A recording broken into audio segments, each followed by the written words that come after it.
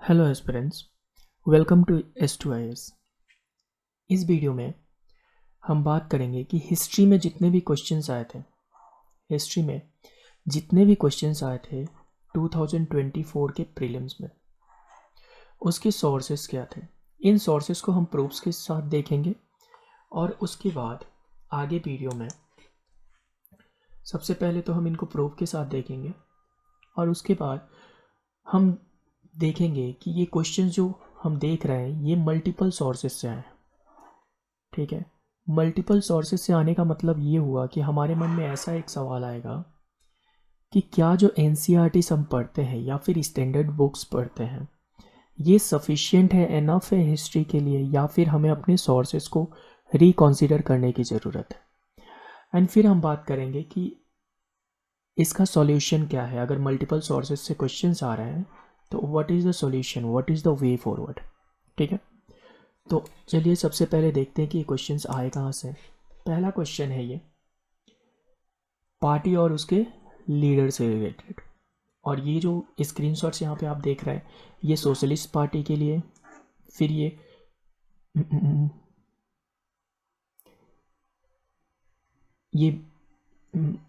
ये भारतीय जनसंघ के लिए हो गया। उसके बाद यहाँ पे स्वतंत्र पार्टी और यहाँ पे just a minute Congress for democracy. ठीक है, ये सारे जो स्क्रीनशॉट लिए गए हैं ये स्क्रीनशॉट लिए गए हैं स्पेक्ट्रम से। ठीक है, स्पेक्ट्रम की जो मॉडर्न हिस्ट्री की किताब आती है उससे ली गई। नेक्स्ट क्वेश्चन हम देखते हैं। अगला जो क्वेश्चन है ये प्रोविजनल प्रेसिडेंट से रिलेटेड है और ये आप सबको पता होगा कि ये जो आंसर है आंसर डी है। क्यों? क्योंकि लक्ष्मीकांत में भी ये फैक्ट दी गई है। तो ये अगर आपने लक्ष्मीकांत ही पढ़ रखी होगी तो लक्ष्मीकांत से भी आप आसानी से आंसर कर सकते हैं, या फिर आपने कोई और भी बेसिक सोर्स पढ़ रखी है हिस्ट्री के लिए।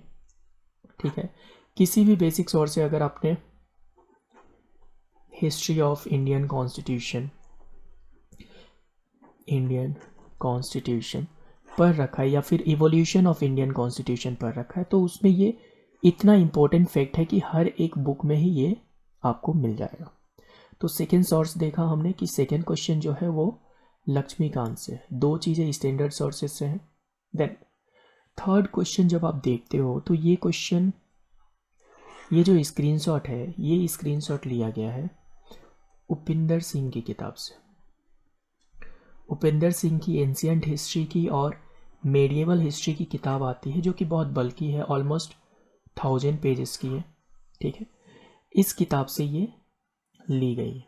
फिर नेक्स्ट क्वेश्चन जो है ये भी क्वेश्चन ये है बुद्धिस्ट मॉन्क, यहाँ पे संघभूति। ठीक है, संघभूति से रिलेटेड एक क्वेश्चन है और आप ये देखोगे कि इसका जो आंसर है यहाँ पे मिला है। और ये जो स्क्रीनशॉट लिया गया है ये स्क्रीनशॉट फिर से किस किताब से है? उपिंदर सिंह की किताब से। ठीक है, नेक्स्ट अगला क्वेश्चन ये है with reference to Gautam Buddha, और इस बार फिर आपको देखने को मिलता है कि ये क्वेश्चन फिर से उपिंदर सिंह की किताब से, यानी कि इस बार, और आप देखोगे कि पिछले बार भी भर भर के क्वेश्चन जो पूछे जा रहे हैं वो उपिंदर सिंह किताब से पूछे जा रहे हैं। ठीक है, बाकी बेसिक सोर्सेस में आपको इन क्वेश्चंस के आंसर नहीं मिल रहे। तो ओके, ये इस साल है 2024 में, और अगर आपने 2023 की एनालिसिस देखी होगी तो 2023 में भी 2-3 क्वेश्चंस ऐसे थे जो कि उपिंदर सिंह से ही स्पेसिफिकली पूछे हुए थे। ठीक है, नेक्स्ट क्वेश्चन देखते हैं। अगला जो क्वेश्चन है ये आर्कियोलॉजिकल साइट्स से रिलेटेड है और उनका डिस्क्रिप्शन दिया गया है, और इस क्वेश्चन को भी अगर आप देखते हो तो ये तो ऑलरेडी आंसर्स है, बट इस क्वेश्चन को अगर आप देखते हो, सॉरी, इसमें मैंने ये जो स्क्रीनशॉट है ये ओरिजिनल स्क्रीनशॉट के ऊपर ही लगा दिया। एक्चुअली में यहाँ भी आप देखोगे कि ये सारी जो जगह है, ये वाली इनाम गांव, मंगाडू और सालेहुंदन, ये सारी किस बुक में दी गई है? उपेंद्र सिंह में दी गई। तो फिर से ये क्वेश्चन भी किस बुक से सॉल्व होता है? उपेंद्र सिंह से ही सॉल्व होता है। देन अगला देखते हैं, ये है हु वॉज द रूलर, कौन रूलर थे जिन्होंने पोर्टुगीज को भटकल पे फोर्ट बनाने की इजाज़त दी थी, परमिशन दी थी। और इस क्वेश्चन में क्या है कि इस क्वेश्चन में no direct answer in any source, किसी भी सोर्स में आपको डायरेक्ट आंसर नहीं मिलेंगे। अगर आप रिलेट करके इसका आंसर मार्क करना चाहते हो तो आप मार्क कर सकते हो, क्योंकि हर एक बेसिक सोर्स में ये दिया गया, ओल्ड एनसीईआरटी में भी दिया गया है, न्यू एनसीईआरटी में भी दिया गया है कि कृष्णदेवराय का जो रिलेशन था पोर्टुगीज के साथ ये बहुत अच्छा था। और अगर आप इस बेसिस पे मार्क करना चाहते थे अपना आंसर तो मार्क कर सकते थे, अदरवाइज इसका डायरेक्ट आंसर आपको कहीं भी नहीं मिलेगा। ठीक है, अगले क्वेश्चन की तरफ बढ़ते हैं।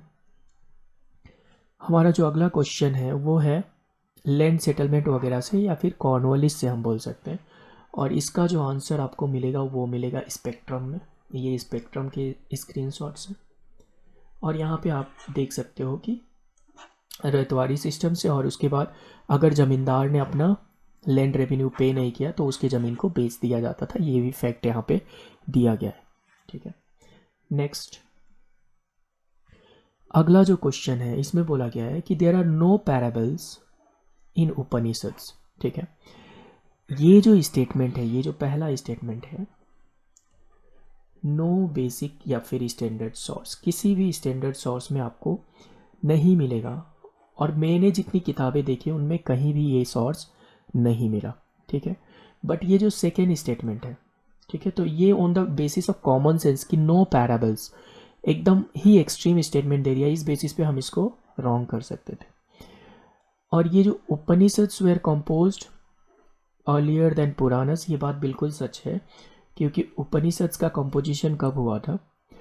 उपनिषद्स का लेटर वैदिक पीरियड में हुआ था, लेटर वैदिक पीरियड। और ये जो हुआ था ये गुप्ता पीरियड के आसपास हुआ था, गुप्ता पीरियड में हुआ था बोल सकते हैं। तो अगर आपने कहीं से भी उपनिषद या फिर ऋग्वेदा वगैरह के बारे में पढ़ा है, कहीं से भी पढ़ा है किसी भी सोर्स में, तो आपको पता है कि पहले आप ऋग्वेदा पढ़ते हो, पहले आप वेदास पढ़ते हो, फिर उसके बाद उपनिषद पढ़ते हो एंड फिर पुराणास पढ़ते हो। तो इससे भी आपको क्रोनोलॉजी का पता चल जाना चाहिए था। ठीक है, तो इसका कोई भी सोर्स नहीं है स्पेसिफिक, इस वजह से मैंने उस सोर्स का स्क्रीनशॉट नहीं डाला हुआ है। ठीक है, ओके, तो ये सारे क्वेश्चन थे जो कि कहाँ से आए थे? हमारे हिस्ट्री पार्ट से आए थे। अब हम देख लेते हैं कि जो भी मॉडर्न हिस्ट्री के क्वेश्चन है, आप मॉडर्न हिस्ट्री के क्वेश्चन देखिए, ये सारे क्वेश्चन आप स्पेक्ट्रम से सॉल्व कर सकते हो या फिर बिपिन चंद्र से भी सॉल्व कर सकते हो, क्योंकि जो भी क्वेश्चन मैंने यहाँ पे डील किया ये स्पेक्ट्रम में भी दिया गया है और कुछ हद तक बिपिन चंद्र में भी दिया गया है। तो बिपिन चंद्र से भी आप सॉल्व कर सकते हो। ठीक है, लेकिन बाकी में हमने देखा कि उपेंद्र सिंह, जितने भी एंशियंट हिस्ट्री के क्वेश्चन हैं सारे ही उपेंद्र सिंह से सॉल्व हो रहे हैं, और मेडिएवल से हमारे पास क्वेश्चन ज़्यादा थे नहीं। ठीक है, तो यहाँ पे हमने क्या देख लिया कि जितने भी मॉडर्न हिस्ट्री के क्वेश्चन थे ये स्टैंडर्ड सोर्सेस से सॉल्व हो रहे हैं। स्टैंडर्ड सेट्स प्लस एनसीईआरटी, अगर एनसीईआरटी भी आप पढ़ते हो तो एनसीईआरटी से भी सॉल्व हो जाएंगे। उसके बाद मेडिएवल हिस्ट्री से कुछ ज़्यादा क्वेश्चन देखने को नहीं मिले, और एंशियंट हिस्ट्री के जितने भी क्वेश्चन ये सारे क्वेश्चन लगभग उपेंद्र सिंह से सॉल्व हो रहे हैं। और उपेंद्र सिंह जो है ये बहुत ही बल्कि बुक है, ये ऑलमोस्ट 1000 पेज की बुक है, और ये बिल्कुल भी यूपीएससी के पर्सपेक्टिव से लिखी हुई बुक नहीं है। ठीक है, ये यूपीएससी में बच्चे जिन बच्चों का यूपीएससी में ऑप्शनल हिस्ट्री होता है वो इस बुक को रिफ़र करते हैं। ठीक है, उपेंद्र सिंह।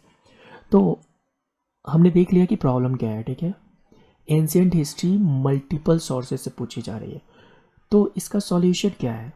क्योंकि एंशियंट हिस्ट्री के लिए एनसीईआरटी और स्टैंडर्ड सोर्सेस क्या है?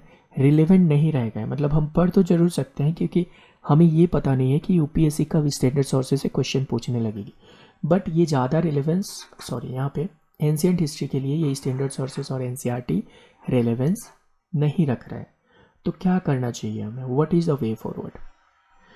2-3 वे फॉरवर्ड मैं आपको बताऊंगा। पहला नंबर सॉल्यूशन 1, सॉल्यूशन 2।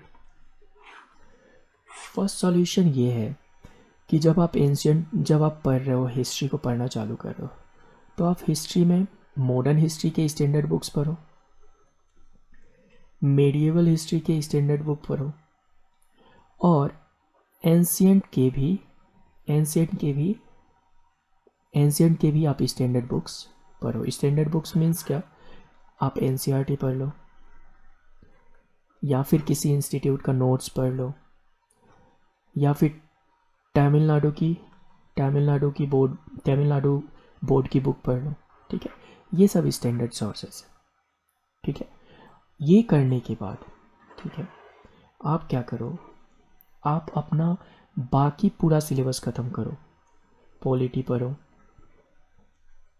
इकोनॉमी पढ़ो, आर्ट एंड कल्चर पढ़ो, और भी बाकी सब्जेक्ट जितने भी प्रीलिम्स में आपके लिए इम्पोर्टेंट है उन सारे सब्जेक्ट्स को कंप्लीट करो अच्छे से।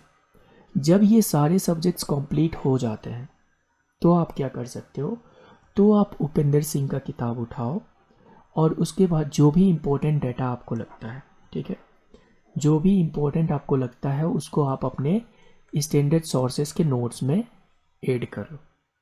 ठीक है, ये पहला तरीका। दूसरा तरीका ये है कि आप ये सब पढ़ लो जैसा मैंने बताया वैसा ही। पहले मॉडर्न हिस्ट्री पढ़ लो, एंड फिर मेडिएवल हिस्ट्री पढ़ लो, फिर एंशियंट के भी स्टैंडर्ड सोर्सेस पढ़ लो। बट ये जो नोट्स बनाने का काम है या फिर यहाँ से इम्पोर्टेंट डाटा एक्सट्रैक्ट करने का काम है, ये आप खुद मत करो। आप जाके अपने सिलेबस की तैयारी करो और आप वेट करो कि ये डाटा जब हम आपको निकाल के देंगे तो आप अपने नोट्स में उसको इंक्लूड कर लोगे। बट ये मैं इसलिए प्रॉमिस नहीं कर रहा कि मैं ये निकाल के दूंगा ही, क्योंकि पिछली बार भी मैंने ये प्रॉमिस किया था और किसी कारण से मैं ये कंप्लीट नहीं कर पाया। ठीक है, आपको पता है कि पिछले 2-3 महीनों से वीडियो भी नहीं आए हैं हमारे चैनल पे, तो किसी कारण से मैं इसे कंप्लीट नहीं कर पाया। इस वजह से मैं प्रॉमिस तो नहीं कर रहा, बट मैं इसके सारे notes in the sense important data and facts जो कि एग्जाम में पूछे जा सकते हैं वो आपको एक्सट्रैक्ट करके ज़रूर दूंगा। ठीक है, तो आप ये कर सकते हो। तो हमने सॉल्यूशंस की भी बात कर ली। इसी के साथ हमारा जो वीडियो होता है ख़त्म। अगर आपको और भी सब्जेक्ट के ऐसे सोर्सेज को जानना है तो आप कमेंट करें कि किस सब्जेक्ट का आपका सोर्स जानना है, हम उसके साथ आपके पास ज़रूर आएंगे फिर वापस।